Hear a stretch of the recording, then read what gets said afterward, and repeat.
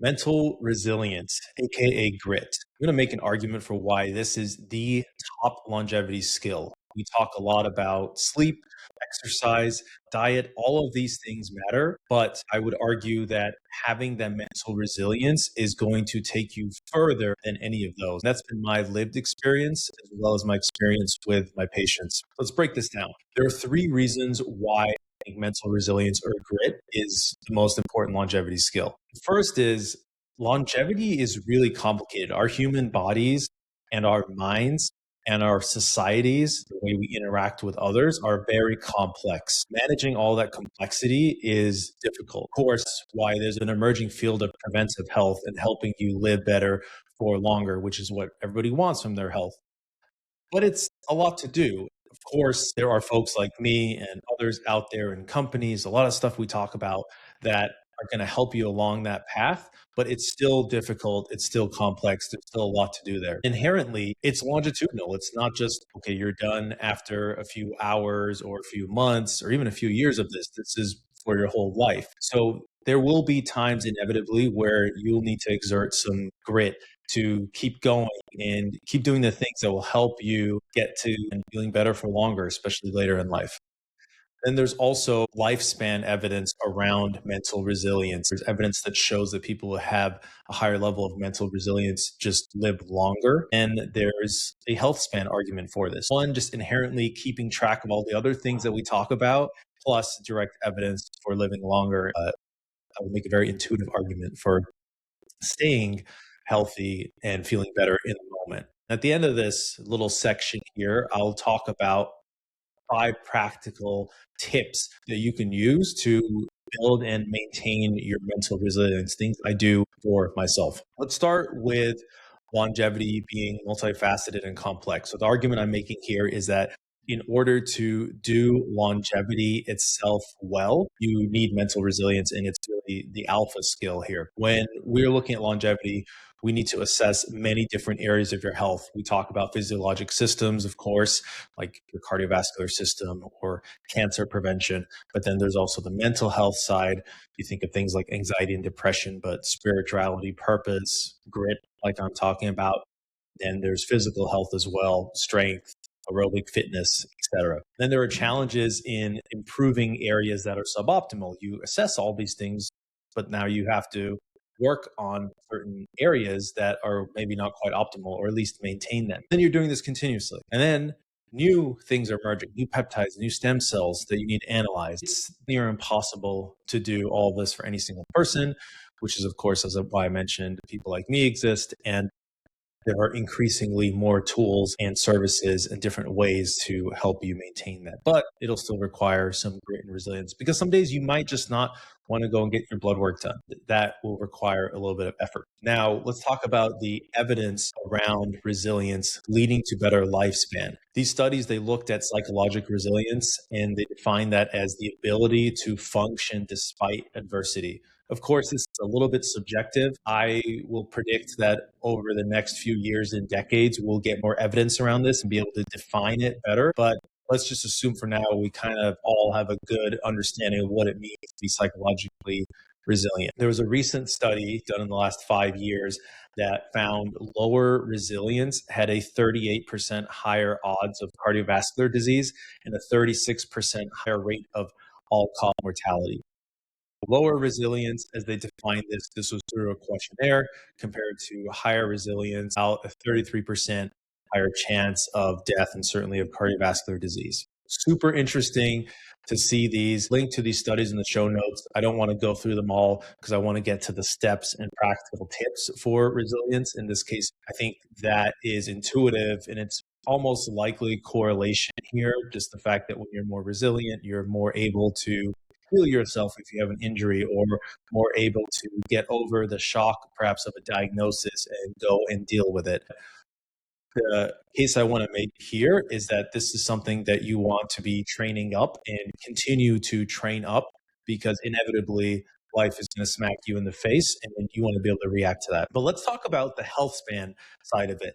Why mental resilience or grit is going to be useful for you even before you get to a point where something bad has happened. So let's make this practical. I'm going to make the argument to you, and all of this stuff is a little ephemeral, I'll admit to you, but there's a concept of satisfaction. So we talk about being happy in general.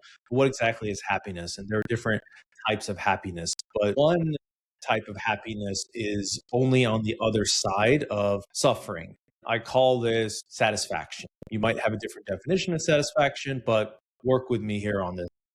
We've all experienced having to do something difficult just because we've had to do it.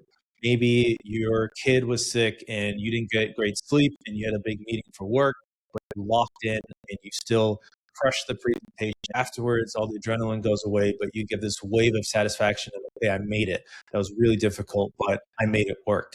It could be you are running late and everything's going wrong. You got a flight to catch, but somehow by hook and crook, you still make it to that flight. Satisfaction. It could be a tough workout that was one of the harder ones you've done, the toughest one in your training schedule, but you got it done. That feeling afterwards is called satisfaction and is a key part of happiness, but is only on the other side of that grit and determination.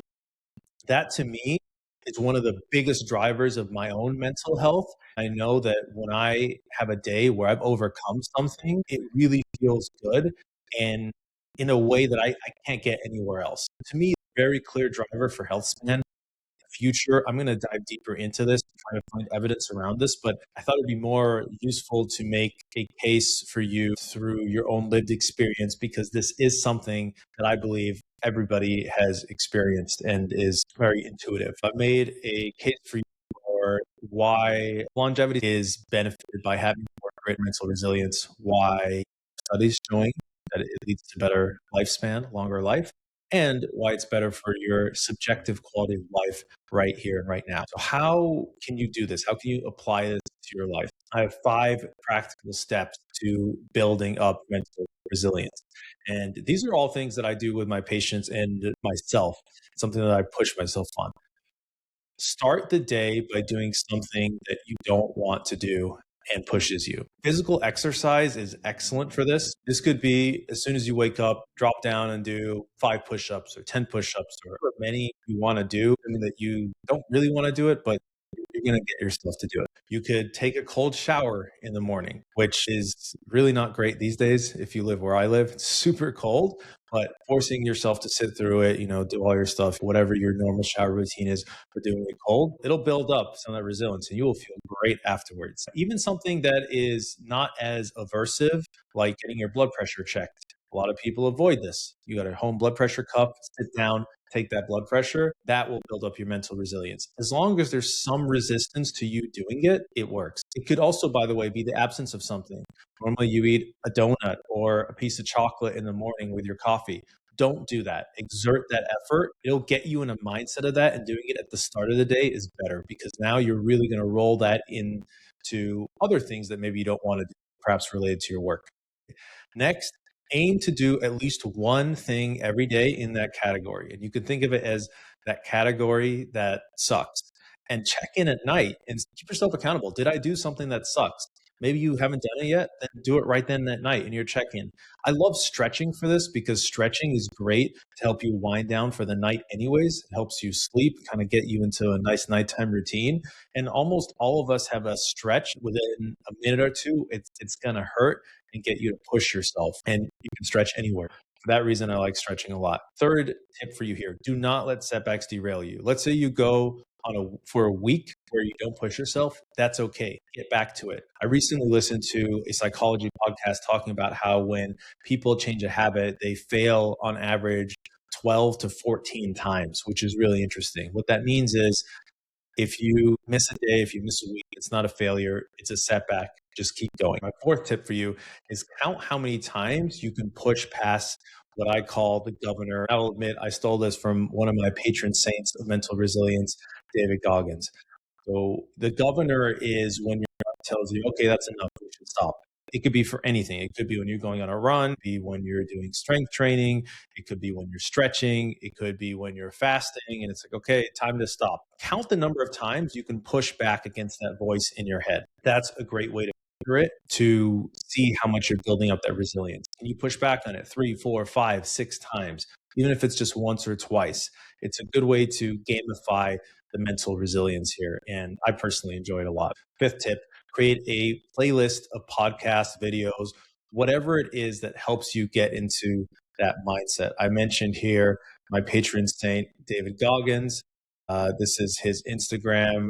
I listen to his playlists. I listen to the podcast he's on. It's just something that can inspire me and really help me get over the hump for some of these situations. That is certainly how I recommend building up the mental resilience. I'll go really quickly through the 5 steps. Start the day by doing something you don't want to do. Aim to do at least one thing every day that sucks and you don't want to do. Count how many times you can push past that governor, make it a little game, see how many times you can push past that voice in your head that says stop. Do not let setbacks derail you. If you miss a day, you miss a week, no big deal. Fifth, have resources help there get through times that might be a little bit more difficult.